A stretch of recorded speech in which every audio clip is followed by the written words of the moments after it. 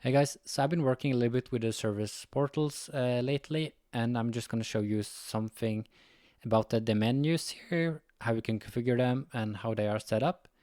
So as you can see in the employee center, we have two menus here. So this is taxonomy from the employee taxonomy, where we have a human resource and we have different child topics right here, and the same for technology services. If you can't see the human resource and you have installed the plugin, you also need to install the HR taxonomy plugin. And we can also see that on the top right, we have another widget here, which we have other different menus to click on. And we also have this get support, which is in this widget, but this is put on the right side, as you can see. This is everything out of the box. So I'm gonna show you how that is done. So let's just take a quick look at the widgets here. If I control right click, we can show widgets customizations. Then we can see we have two different widgets here. So this is called employee center header. And is this the same? Yeah, it's also the same. So let's take this away. So let's take a look at some of the configuration. So now I'm in the service portal employee center, which is the default one. And this is the homepage. And we see we have this main menu, which we are gonna take a look at. But first, let's scroll down a little bit. And then we can see here we have the taxonomy, which is the employee. So let's just click and take a look at this one. So this is configured with human resources, technology services, and risk. So let's take a look at that human resource. And this is the taxonomy. And if I scroll down, we see we have the child, all the child support, all the child topics, which is 11. And these are the ones we are seeing on the on top here. So let's go and take a look at that main menu. So I'm double clicking this eye. This as an utilist go directly into that record. So let's go into the scope here. And here we can see out of the box we have these additional options, this JSON config. So this is some config with that is talking to the widget header menu. And these are the ones that are gonna toggle on the navigation on the top right side. So here we see enable request, enable task, and these are actually the ones we are seeing on the top here. My task, my request, my favorites. We also have the journeys here, if you have the journey designer. So let's take a look how this is configured. And that's a bit confusing, or not really, but in the end here we have enable more items, which is set to this sysid.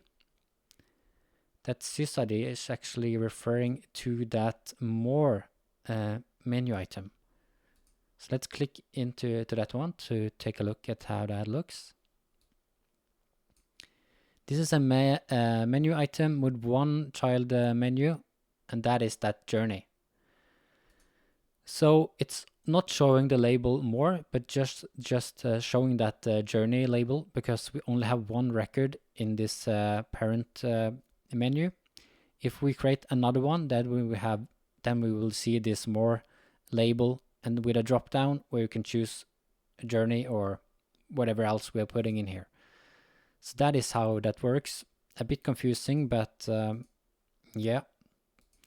So let's go back to that to these guys.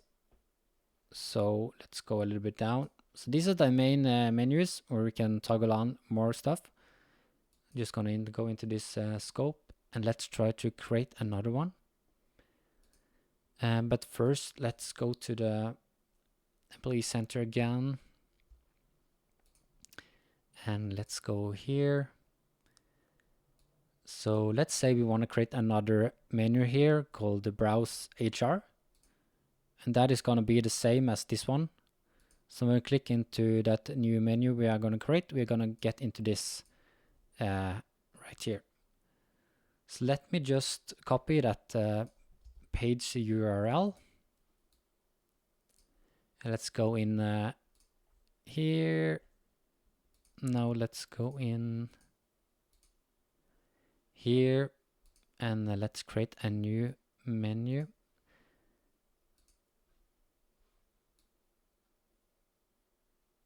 So let's call that HR browse, and that's gonna be a URL, and then we can simply link to that URL and click submit. And then we can see we have it right here, browse HR. So let's go back to the Employee Center and refresh. But then we can't see it. So we actually need to do is to go into advanced portal config. And here we have two different portals which is called the same. We actually don't need to go into the portal reference link. We need to go to this link, which is gonna get us right here. And here is where we need to create a new one. Here we can see that get support. So let's take a look at that one. We can see that this is positioned at the right side, which is why we are seeing this get support on this right side here. So let's create a new. And here we can choose the menu item. Then we're gonna choose the one we created, browse HR. And we're gonna position it on the left side, and it's gonna be on the portal menu. And let's take the order to 200 and let's submit that.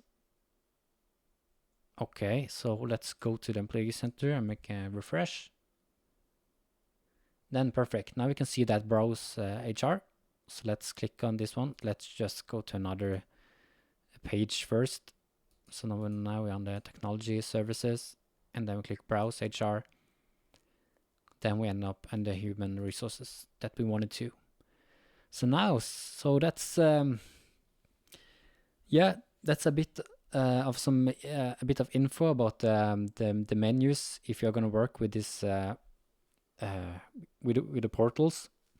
So what I'm gonna do, or what I'm doing in my project now, is that I have pretty much copied or cloned the Employee Center, and then I'm doing some modifications to the style and a bit of the CSS properties and whatnot.